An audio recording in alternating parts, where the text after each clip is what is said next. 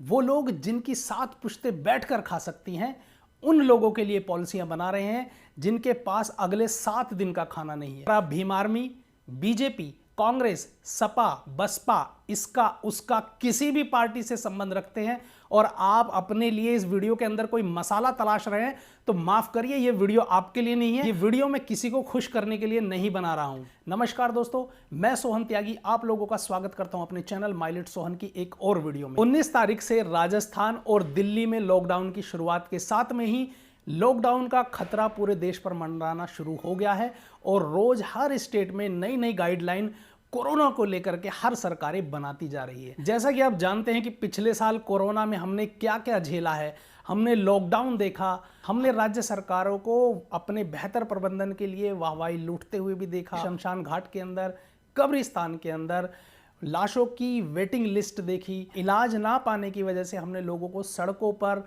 Hospital में मरते हुए देखा। एक समय ऐसा भी आया जब मास्क, सैनिटाइजर के लिए काला बाजारी होते देखी और सरकार ने उसको एसेंशियल कमोडिटी के अंदर डाल दिया।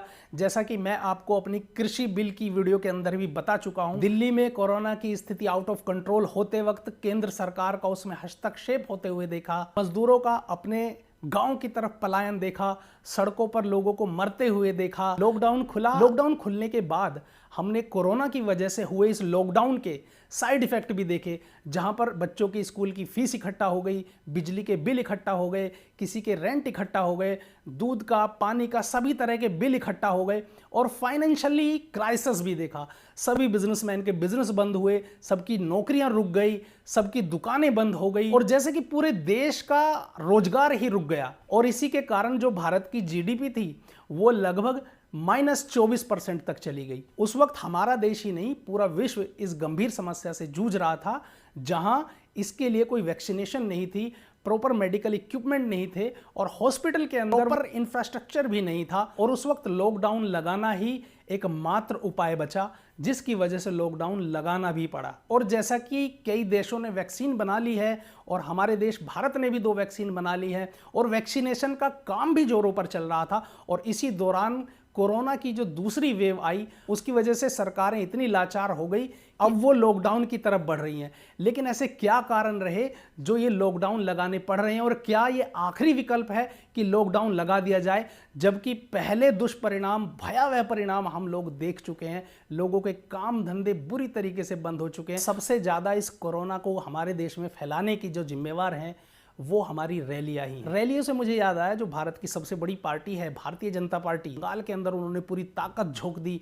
उन्होंने अपने सारे स्टार प्रचारकों को ले जाकर के अमित शाह, नितिन गडकरी, नरेंद्र मोदी, योगी आदित्यनाथ, सबको ले जाकर के जबरदस्त रैलियां की, जबरदस्त भीड़ वहां पर इकट्ठा की गई। और उस भीड़ के अंदर सोशल डिस्टेंसिंग का जो मजाक उड़ा, जो खिल्लियाँ उड़ी, ये हम सब ने देखा है।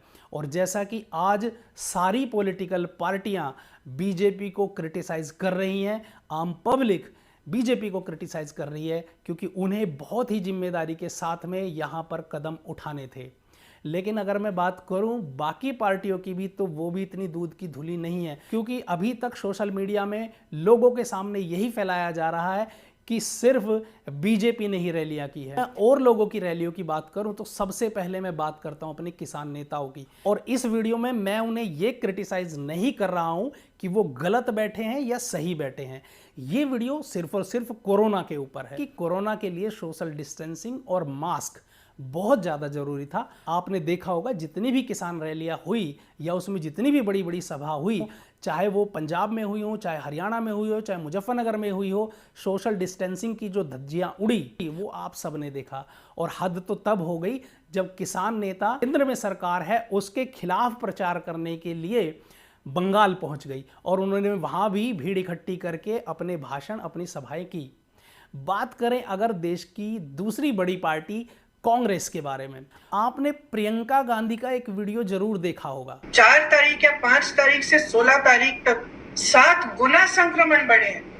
लोग रो रहे हैं, लोग चिल्ला रहे, चीख रहे हैं, जैसे आपने कहा कि हमारी मदद करिए, कहीं ना कहीं से हमें दवाइयां दिलवाइए, ऑक्सीजन दिलवाइए, बेड दिलवाइए, और आप बड़ी बड़ी रैलियों में जाकर हंस रहे हैं। वीडियो में प्रियंका गांधी ने यह जताने की कोशिश की कि कैसे वो देश के लिए बहुत ज्यादा गंभीर हैं, कितनी परेशान हैं, और जैसे कि उन लोगों ने किसी भी तरह की रैलियों में भाग नहीं लिया है। तो आप लोगों की जानकारी के लिए मैं बता दूं, कांग्रेस के लिए कोरोना 18 अप्रैल से शुरू हुआ। कैसे? क्योंकि 18 तारीख को राहुल गांधी ने ट्वीट किया कि अब वो किसी भी रैली में भाग नहीं लेंगे और बाकी सरकार को भी इस बारे में सोचना चाहिए, सीरियस होना चाहिए। अपनी बात को और आगे बढ़ाने से पहले आपको 2-3 महत्वपूर्ण बात मैं और बताने जा रहा हूं। 18 तारीख को राहुल गांधी ने ट्वीट किया। 19 अप्रैल को मनमोहन सिंह जी को एम्स में कोरोना की वजह से भर्ती कराया गया और 20 तारीख को राहुल गांधी ने अपने आप को कोरोना संक्रमित होने की खबर ट्विटर पर ट्वीट की। यानी 20 तारीख को अगर राहुल गांधी ने यह खबर ट्वीट की तो उन्होंने उससे पहले ये टेस्ट कराया होगा, उनकी रिपोर्ट हो सकता है कोरोना पॉजिटिव आई और 20 तारीख को उन्होंने पब्लिक को बता दिया कि मैं कोरोना पॉजिटिव हूं। और 19 अप्रैल को ही राजस्थान की कांग्रेस सरकार ने राजस्थान के अंदर लॉकडाउन की घोषणा कर दी। बात अगर किसान नेताओं की करेंगे तो किसान हितैषी पार्टी कहने का दम भरने वाली राष्ट्रीय लोकदल की भी होनी चाहिए। राष्ट्रीय लोकदल के जयंत चौधरी ने भी, चाहे किसानों की गाजीपुर रैली में भाग लेना हो, चाहे मुजफ्फरनगर में बहुत बड़ी सभा करना हो, जयंत चौधरी भी अपनी राजनीति चमकाने के लिए हर जगह गए, पूरे दल बल के साथ गए और उन्होंने भी सोशल डिस्टेंसिंग का पूरा मजाक उड़ाया। और बड़े दुख के साथ ये कहना पड़ रहा है कि आज उनके घर में भी कोरोना पॉजिटिव है। उनके पिताजी यानी अजीत चौधरी जी कोरोना संक्रमित पाए गए हैं। बात करते हैं बड़ी आक्रामक नेता भीम आर्मी के संस्थापक चंद्रशेखर आजाद रावण की, जिन्होंने बहुत सारी रैलियां की, जिसमें 3 अप्रैल, 6 अप्रैल, 7 अप्रैल, 14 अप्रैल, इन तारीखों में भी उन्होंने रैलियों में भाग लिया या बड़ी बड़ी सभाओं में भाग लिया। चाहे वो रैली नागौर राजस्थान की रैली हो, चाहे वो उड़ीसा की रैली हो, चाहे वो गाजीपुर बॉर्डर की रैली हो और चाहे वो चरथावल की रोड शो हो या रैलियां हो। और चरथावल में तो यहां तक उनके साथ हुआ, बिना अनुमति रोड शो करने, चुनाव संहिता का उल्लंघन करने और कोविड नियमों का उल्लंघन करने के फलस्वरूप उन पर मुकदमे भी दर्ज किए गए। और इन सभी सभाओं के अंदर उनके चेहरे से मास्क हमें नदारद ही दिखा। और सोशल डिस्टेंसिंग तो आप भूल ही जाइए। अगर है तो अपमान, तिरस्कार, लाठी। मैंने देखा कि ये मेरा भाई जो है ना लड़ रहा था। बात अगर उत्तर प्रदेश के पूर्व मंत्री अखिलेश यादव की करें, देखिए मैं तो नहीं लगवाऊंगा अभी वैक्सीन, मैंने अपनी बात कह दी और वो भी बीजेपी लगाएगी, उसका भरोसा करूंगा मैं? अरे जाओ भाई, अरे अपनी सरकार आएगी, सबको फ्री वैक्सीन लगेगी, हम बीजेपी का वैक्सीन नहीं लगवाते। तो वो अपने पूरे दलबल के साथ टुंडला में मंदिर का झंडारोहण करते नजर आए, जलेसर में एक बड़ी सभा में बिना मास्क के नजर आए और भाजपा को हराने के लिए वो कितने उत्साहित थे, इसके लिए जो उनकी नेता हैं जया बच्चन जी, वो ममता बनर्जी का समर्थन करते हुए नजर आई। अखिलेश यादव के लिए कोरोना कब शुरू होता है? 14 अप्रैल को। वो कैसे?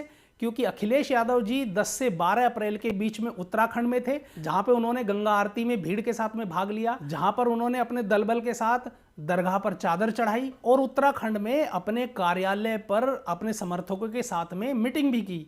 और इसका परिणाम यह हुआ कि 14 अप्रैल को अखिलेश यादव जी कोरोना पॉजिटिव पाए गए और अखिलेश यादव के लिए जो कोरोना शुरू हुआ वो 14 अप्रैल को शुरू हुआ। सभी पॉलिटिकल पार्टियों ने रैलियों में बढ़ चढ़ कर हिस्सा लिया, चाहे वो तमिलनाडु के अंदर रैलियां हुई हों, चाहे वो असम के अंदर रैलियां हुई हों, चाहे द्रमुक ने रैलियां की हों या अन्ना द्रमुक ने रैलियां की हों। और जैसे कि सभी पॉलिटिकल पार्टियां बंगाल चुनाव में चुनाव प्रचार के लिए बीजेपी को घेर रही हैं, लेकिन कोई भी पार्टी ममता बनर्जी से ये सवाल नहीं कर रही है कि वो और उनकी पार्टी के लोग इतनी सारी चुनावी सभाएं कर रहे हैं। खुद ममता बनर्जी ने भी चुनावी सभाएं की हैं, रोड शो निकाले हैं, रैलियां निकाले हैं। पैर में प्लास्टर होने के बावजूद व्हील चेयर से ही ममता बनर्जी ने अपने चुनाव प्रचार को धार देने की पूरी कोशिश की है। जैसा कि केंद्र सरकार ने राज्य सरकारों को ये छूट दी हुई है कि वो कोरोना से लड़ने के लिए अपने राज्य में किसी भी तरह का एक्शन ले सकते हैं। कि दिल्ली के अंदर अरविंद केजरीवाल जी ने लॉकडाउन की घोषणा की और जैसा कि राजस्थान के अंदर गहलोत की कांग्रेस सरकार ने लॉकडाउन लगाया, तो क्या ममता बनर्जी ऐसे कड़े नियम लागू नहीं कर सकती थी जिससे सोशल डिस्टेंसिंग की जो धज्जियां उड़ रही हैं वो ना उड़े, लोग इकट्ठे ना हो, भीड़ इकट्ठी ना हो? उल्टा ये नियम बनाने से तो दूर ममता बनर्जी खुद बड़ी बड़ी सभाएं करती नजर आई। यानी अगर ममता बनर्जी पश्चिम बंगाल के अंदर लॉकडाउन लगा देती तो बीजेपी का कोई भी नेता वहां अपनी चुनावी रैलियां नहीं कर सकता था। लेकिन ममता बनर्जी को खुद अपनी जमीन खिसकती हुई नजर आई, इसलिए उन्होंने ना वहां पर लॉकडाउन लगाया, ना वहां पर सख्ताई के साथ उन्होंने नियमों का पालन करवाया। उन्होंने खुद अपनी रैलियों में सोशल डिस्टेंसिंग की धज्जियां उड़वाई और उड़ने दी। और अब बात करते हैं देश की सबसे ईमानदार सरकार होने का दम भरने वाली और बात बात पर केंद्र सरकार को दोष देने वाली और अपनी नाकामियों का ठीकरा केंद्र सरकार पर फोड़ने वाली, जी हां, आप समझ चुके हैं, आम आदमी पार्टी की। आम आदमी पार्टी के लिए कोरोना महामारी 16 अप्रैल से शुरू होती है, क्योंकि उससे पहले अरविंद केजरीवाल और उनके मंत्रियों ने गाजीपुर बॉर्डर, टीकरी बॉर्डर और सभी बॉर्डरों पर जहां जहां किसान आंदोलन हो रहे थे वहां पर जाकर के लोगों को एड्रेस किया। अरविंद केजरीवाल जी ने पंजाब के अंदर एक बहुत बड़ी सभा को संबोधित किया, वहां भी सोशल डिस्टेंसिंग की धज्जियां उड़ी। इसके अलावा हरियाणा के अंदर अरविंद केजरीवाल ने एक सभा को संबोधित किया, वहां भी सोशल डिस्टेंसिंग की धज्जियां उड़ी। इसके अलावा यूपी पंचायत चुनाव में आम आदमी पार्टी के नेताओं ने बढ़ चढ़कर हिस्सा लिया, खूब रैलियां की, खूब सभाएं की। और इसके अलावा अरविंद केजरीवाल जी की वो रैली हम कैसे भूल सकते हैं जो गुजरात में मिली जीत के बाद जनता के लिए धन्यवाद यात्रा के रूप में एक रोड शो जबरदस्त निकाला गया था और उसके अंदर भी सोशल डिस्टेंसिंग की धज्जियां उड़ी थी।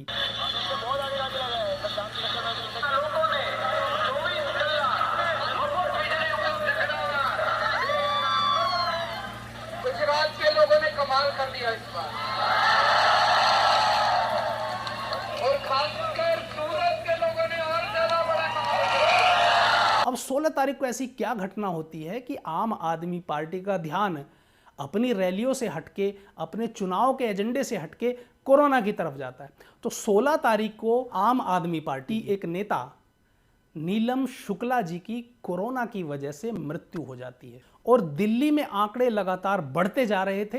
तो अरविंद केजरीवाल जी ने 17 और 18 को दिल्ली में कर्फ्यू लगा दिया, 2 दिन का लॉकडाउन लगा दिया।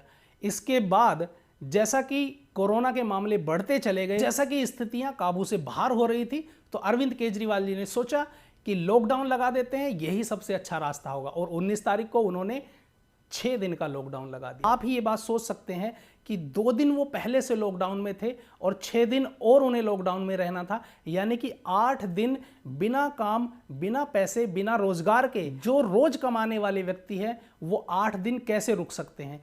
और जब 2 दिन के बाद 6 दिन बढ़ सकता है तो 6 दिन के बाद और 30 दिन या 60 दिन भी बढ़ सकता है।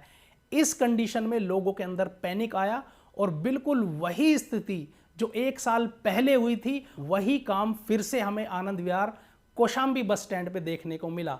वो तो भला हो यूपी सरकार का जिन्होंने लॉकडाउन नहीं लगाया, वरना स्थिति और बदतर हो जाती और आपको लोग सड़कों पे पैदल जाते हुए मिल जाते, जैसे पिछले साल देखने को मिले थे। यूपी रोडवेज के क्षेत्रीय प्रबंधक AK सिंह जी ने बताया कि सोमवार से शुक्रवार तक लगभग 1 लाख लोग उत्तर प्रदेश और उत्तराखंड की तरफ दिल्ली से पलायन कर चुके हैं। उन प्रवासी मजदूरों की पिछले साल जो दुर्गति हुई थी वो उनके जहन में थी। जैसे ही अरविंद केजरीवाल ने 2 दिन के बाद 6 दिन का और लॉकडाउन लगाया तो उन लोगों ने अपने गांव जाना ही बेहतर समझा, दिल्ली में भूखा मरने से बेहतर।